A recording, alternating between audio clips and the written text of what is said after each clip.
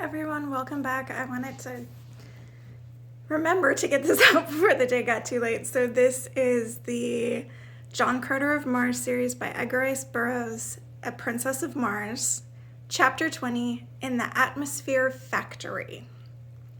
For 2 days I waited there for Kantos Khan, but he did not come.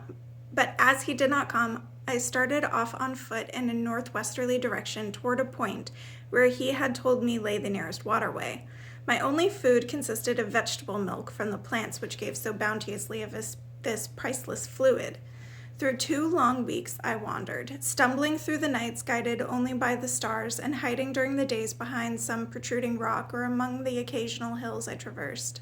Several times I was attacked by wild beasts, strange, uncouth monstrosities that leaped upon me in the dark, so that I ever had to grasp my longsword in my hand that I might be ready for them. Usually my strange, newly acquired telepathic power warned me in ample time, but once I was down with vicious fangs at my jugular and a hairy face pressed close to mine before I knew that I was even threatened.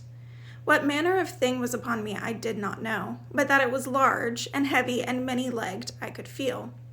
My hands were at its throat before the fangs had a chance to bury themselves in my neck, and slowly I forced the hairy face from me and closed my fingers, vice-like, upon its windpipe. Without sound we lay there, the beast exerting every effort to reach me with those awful fangs, and I straining to maintain my grip and choke the life from it as I kept it from my throat. Slowly, my arms gave to the unequal struggle, and inch by inch the burning eyes and gleaming tusks of my antagonist crept toward me, until, as the hairy face touched mine again, I realized that all was over. And then a living mass of destruction sprang from the surrounding darkness, full upon the creature that held me pinioned to the ground. The two rolled, growling upon the moss, tearing and rending one another in a frightful manner. But it was soon over, and my preserver stood with lowered head above the throat of the dead thing which would have killed me. The nearer moon, hurtling suddenly above the horizon and lighting up the Barsoomian scene, showed me that my preserver was Woola. But from whence he came or how he found me, I was at a loss to know. That I was glad of his companionship, it is needless to say, but my pleasure at seeing him was tempered by my anxiety as to the reason of his leaving Dejah Thoris. Sorry, that all spit went down the wrong tube. Love it when that happens. Only her death, I felt sure, could account for his absence from her, so faithful I knew him to be my commands. By the light of the now brilliant moons, I saw that he was but a shadow of his former self. And as he turned from my carcass and commenced greedily to devour the dead carcass at my feet, I realized that the poor fellow was more than half starved. I myself was in but little better plight, but I could not bring myself to eat the uncooked flesh, and I had no means of making a fire. When Woola had finished his meal, I again looked up my weary and seemingly endless wandering in quest of the elusive waterway. At daybreak of the 15th day of my search, I was overjoyed to see the high trees that denoted the object of my search. About noon, I dragged myself wearily to the portals of a huge building, which covered perhaps 4 square miles and towered 200 feet in the air. It showed no aperture in the mighty walls other than the tiny door at which I sank exhausted, nor was there any sign of life about it. I could find no bell or other method of making my presence known to the inmates of the place, unless a small round hole in the wall near the door was for that purpose. I was of about the bigness of a lead pencil, and thinking that it might be in nature of a speaking tube, I put my mouth to it and was about to call into it when a voice issued from it asking me whom I might be, where from, and the nature of my errand. I explained that I had escaped from the Warhoons and was dying of starvation and exhaustion. You wear the medal of a green warrior and are followed by a callet, yet you are of the figure of a red man. In color you are neither green nor red. In the name of the 9th day, what manner of creature are you? I am a friend of the red men of Barsoom, and I am starving. In the name of humanity, open to us, I replied. Presently, the door commenced to recede before me until it had sunk into the wall 50 feet.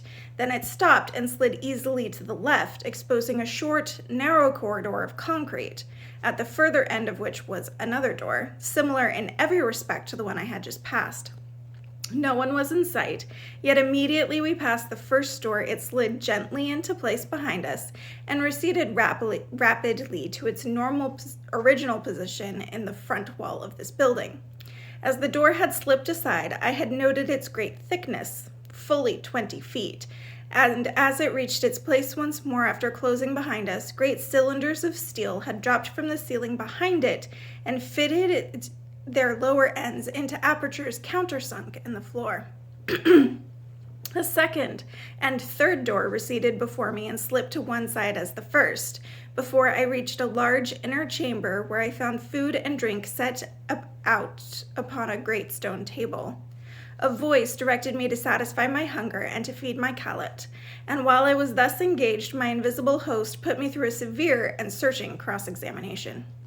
"Your statements are most remarkable," said the voice on concluding its questioning, "but you are evidently speaking the truth, and it is equally evident that you are not of Barsoom. I can tell that by the conformation of your brain and the strange location of your internal organs and the shape and size of your heart." "Can you see through me?" I exclaimed. "Yes, I can see all but your thoughts, and were you a Barsoomian, I could read those." Then a door opened at the far side of the chamber, and a strange, dried-up, little mummy of a man came toward me. He wore but a single article of clothing or adornment, a small collar of gold from which depended on his chest a great ornament as large as a dinner plate set solid with huge diamonds, except for the exact center, which was occupied by a strange stone, an inch in diameter, that scintillated 9 different and distinct rays, the 7 colors of our earthly prism, and 2 beautiful rays which, to me, were new and nameless. I cannot describe them any more than you could describe red to a blind man. I only know that they were beautiful in the extreme. The old man sat and talked with me for hours, and the strangest part of our intercourse was that I could read his every thought, while he could not fathom an iota from my mind unless I spoke. I did not appraise him of my ability to sense his mental operations, and thus I learned a great deal which proved of immense value to me later, and which I would never have known had he suspected my strange power. For the Martians have such perfect control of their mental machinery that they are able to direct their thoughts with absolute precision. The building in which I found myself contained the machinery which produces that artificial atmosphere which sustains life on Mars. The secret of the entire process hinges on the use of the 9th ray, one of the beautiful scintillations which I had noted emanating from the great stone in my host's diadem. This ray is separated from the other rays of the sun by means of a finely adjusted instruments placed upon the roof of the huge building, 3/4 of which is used for reservoirs in which the 9th ray is stored. This product is then treated electrically, or rather certain proportions of refined electric vibrations are incorporated with it, and the result is then pumped to the 5 principal air centers of the planet where, as it is released, contact with the ether of space transforms it into atmosphere.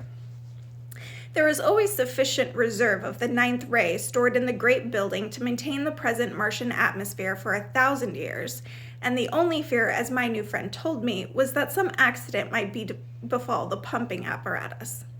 He led me to an inner chamber where I beheld a battery of 20 radium pumps, any one of which was equal to the task of furnishing all Mars with the atmosphere compound. For 800 years, he told me, he had watched these pumps, which are used alternately a day each at a stretch, or a little over 24 1/2 Earth hours.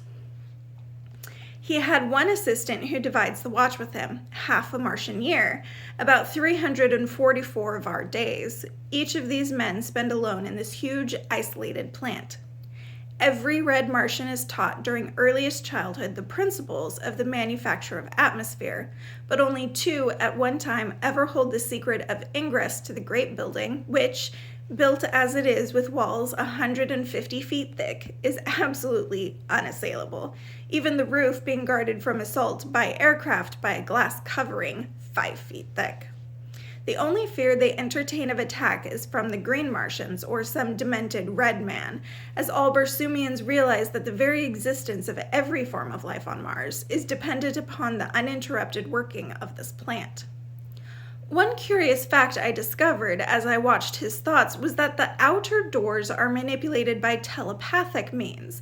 The locks are so finely adjusted that the doors are released by the action of a certain combination of thought waves. To experiment with my newfound toy, I thought to surprise him into revealing his combination, and so I asked him in a casual manner how he had managed to unlock the massive doors for me from the inner chambers of the building. As quick as a flash, there leaped to his mind 9 Martian sounds, but as quickly faded as he answered that this was a secret he must not divulge. From then on, his manner toward me changed as though he feared that he had been surprised into divulging his great secret, and I read suspicion and fear in his looks and thoughts, though his words were still fair. Before I retired for the night, he promised to give me a letter to a nearby agricultural officer who would help me on my way to Zugdanga, which he said was the nearest Martian city. But be sure that you do not let them know that you are bound for Helium, as they are at war with that country. My assistant and I are of no country. We belong to all Barsoom, and this talisman which we wear protects us in all lands, even among the green men, though we do not trust ourselves to their hands if we can avoid it, he added. And so good night, my friend, he continued. May you have a long and restful sleep. Yes, a long sleep.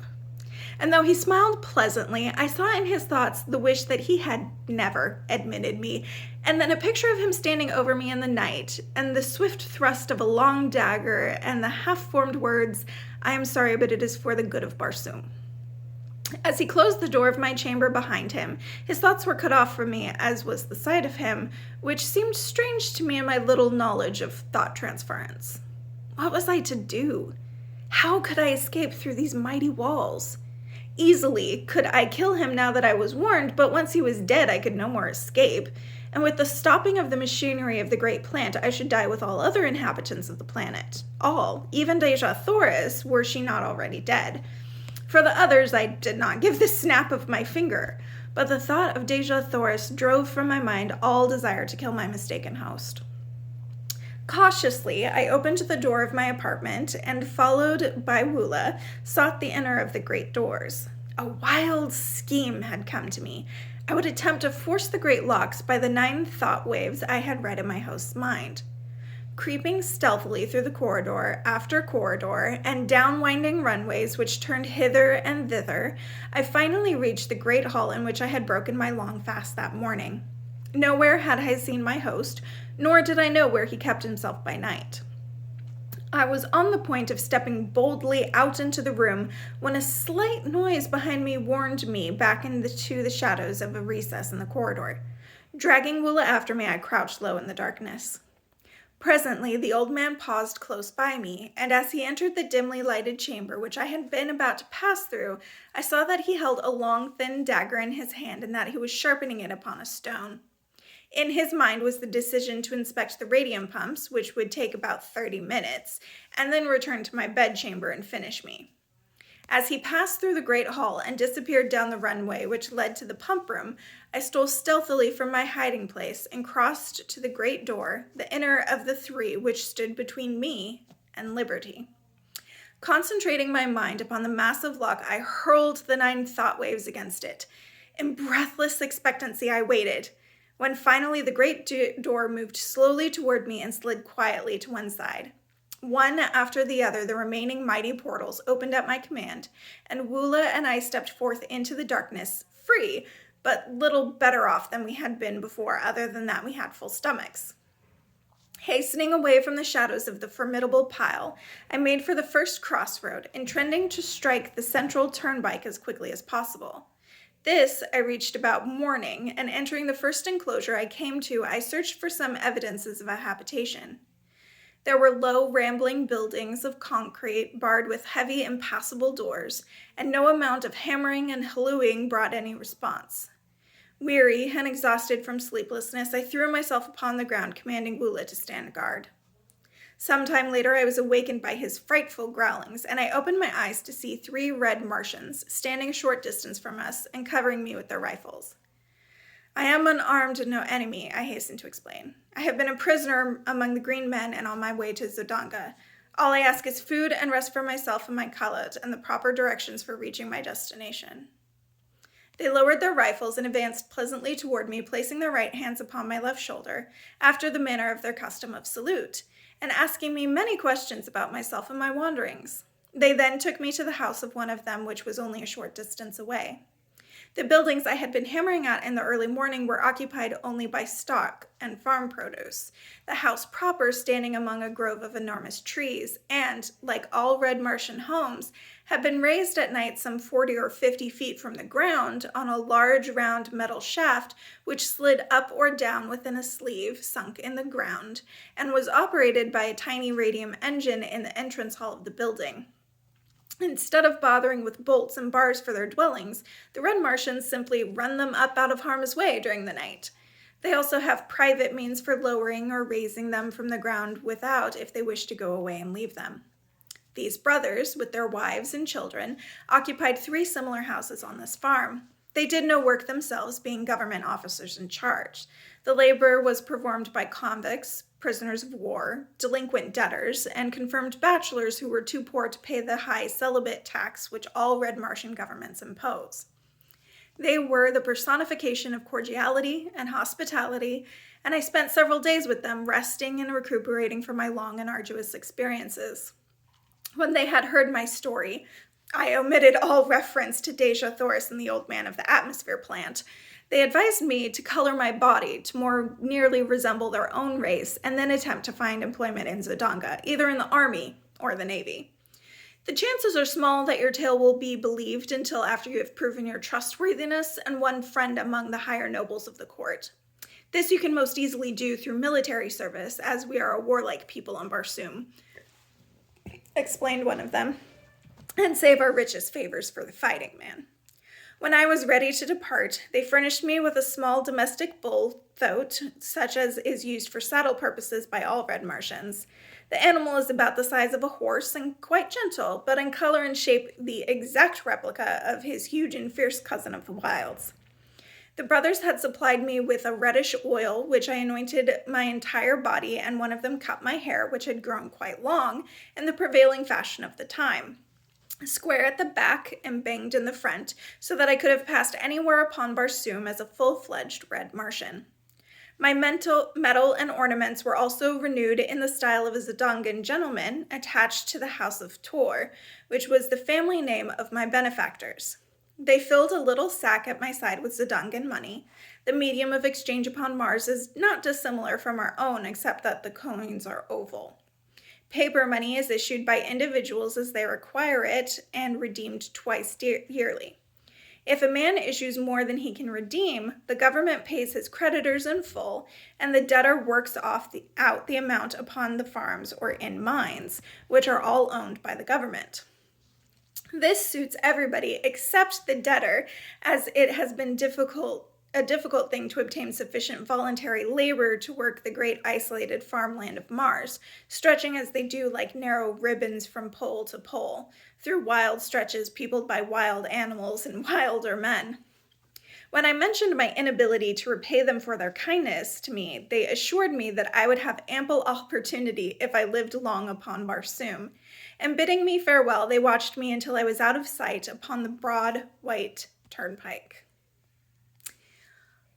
Okay, so we're still not quite sure what happened to Dejah Thoris and Sola, but Woola's back. We love Woola. Yay, Woola. Interesting how the atmospheric generation works. So I don't know if it all made sense when I was reading it, so I'm kind of recapping it for myself as well as maybe you.